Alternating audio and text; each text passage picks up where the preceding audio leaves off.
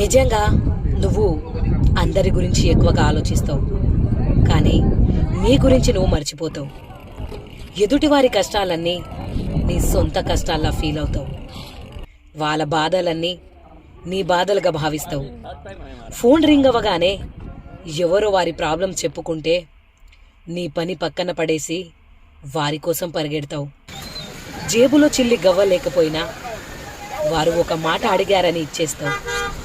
నీకు నచ్చకపోయినా, నీకు సంబంధం లేకపోయినా వారికి నో చెప్తే ఏమనుకుంటారో అని ఒక్క భయంతో ఎస్ అని చెప్తావు. ఈ పిచ్చితనం వల్ల నీకేం వస్తుందో ఒక టెంపరరీ సాటిస్ఫాక్షన్ తప్ప, నేను మంచోన్ని, నేను ఒకరికి హెల్ప్ చేశానన్న ఒక చిన్న ఫీలింగ్ అని. కానీ నీకొక నిజం తెలీదు.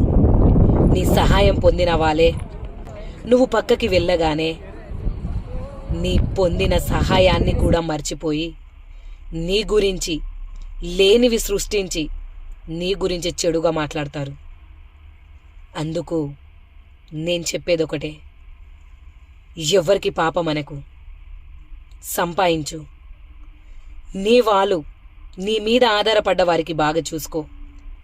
అప్పుడప్పుడు నెలకొక్క రోజైనా ఇలా ప్రకృతితో ప్రశాంతంగా ఆస్వాదించు. అంతేగాని ప్రతి అడ్డమైన వాళ్ళకి, అడ్డదారిన వచ్చిన ప్రతి ఒక్కరికి ధారబోసుకుంటూ పోతే లాస్టుకి మిగిలేది నిందలు, అవమానాలు తప్ప ప్రశాంతత కాదు.